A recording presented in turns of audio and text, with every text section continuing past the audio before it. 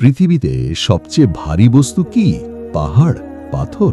না, পৃথিবীতে সবচেয়ে ভারী বস্তু হল একজন সামর্থ্যবান বাবার পকেটে থাকা খালি মানি ব্যাগ, যখন তার সন্তান ক্ষুধার জ্বালায় ছটফট করে।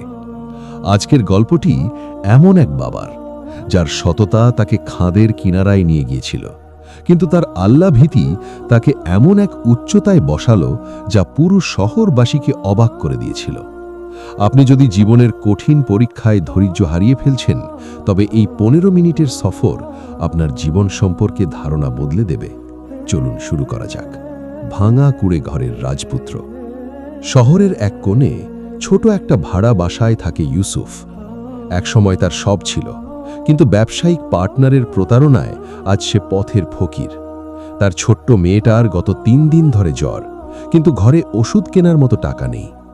ইউসুফ সারা দিন রাস্তায় রাস্তায় ঘুরেছে একটা চাকরির জন্য, কিন্তু তার পুরনো ছেঁড়া পোশাক দেখে সবাই তাকে ফিরিয়ে দিয়েছে। মাগরিবের আজান হচ্ছে। ইউসুফ মসজিদের এক কোণে বসে কাঁদছিল।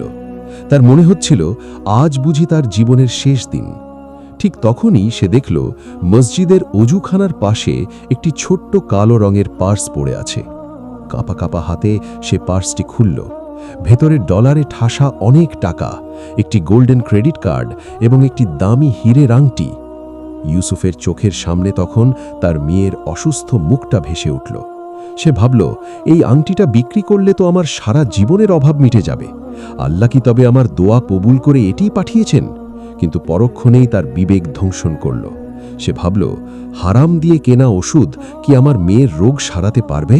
না, কখনো না। ইউসুফ সেখানে দীর্ঘ সময় অপেক্ষা করল। রাত তখন গভীর। হঠাৎ এক যুবক পাগলের মতো সেখানে এলো, তার চোখে মুখে সর্বস্ব হারানোর ভয়। ইউসুফ এগিয়ে গিয়ে জিজ্ঞাসা করল, ভাই, আপনি কি কিছু হারিয়েছেন? যুবকটি ব্যাগটির বর্ণনা দিতেই ইউসুফ তা তার হাতে তুলে দিল। যুবকটি ব্যাগ পেয়ে খুশিতে ইউসুফকে জড়িয়ে ধরল।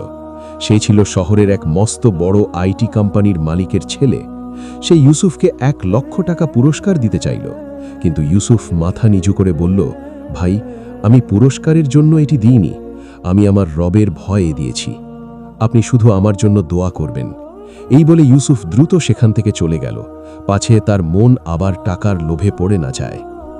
ঘরে ফিরে ইউসুফ দেখল তার স্ত্রী জায়নামাজে বসে কাঁদছেন। ঘরে খাবার নেই, আলো নেই।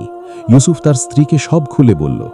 স্ত্রী চোখের পানি মুছে বললেন, তুমি ঠিক করেছ, আমরা না খেয়ে মরব, কিন্তু কাল কিয়ামতের মাঠে চোর হয়ে দাঁড়াব না। পরের দিন সকালে একটা অদ্ভুত ঘটনা ঘটল।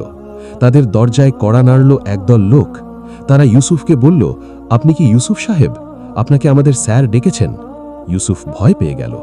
সে যখন সেই বড় অফিসে গেল, দেখল গতকালের সেই যুবকটি সেখানে বসে আছে, তার পাশে একজন বৃদ্ধ ব্যক্তি।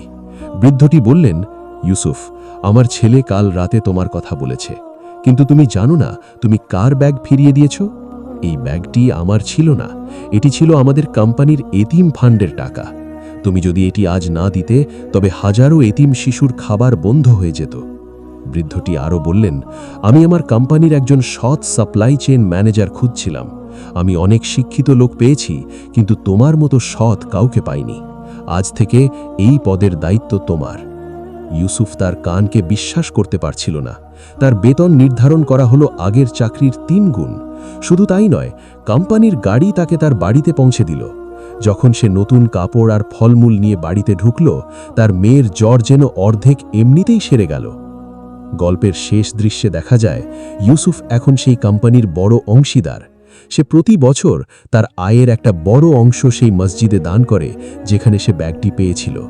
সে এখন বুঝতে পেরেছে, আল্লাহর ওপর ভরসা করলে আল্লাহ শুধু রিজিকই দেন না, বরং সম্মানও বাড়িয়ে দেন। বন্ধুরা, ইউসুফের এই গল্প আমাদের মনে করিয়ে দেয়, আর যে আল্লাহকে ভয় করে, আল্লাহ তার জন্য বের হওয়ার পথ করে দেন এবং তাকে এমন উৎস থেকে রিজিক দেন যা সে কল্পনাও করে না। সূরা তালাক 2:3।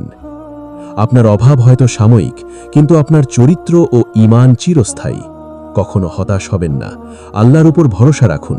ইনশাআল্লাহ আপনার জীবনের মোড়ও একদিন এভাবে ঘুরে যাবে। গল্পটি ভালো লাগলে কমেন্টে আলহামদুলিল্লাহ লিখুন। আজকের মতো বিদায় নিচ্ছি। আল্লাহ হাফিজ।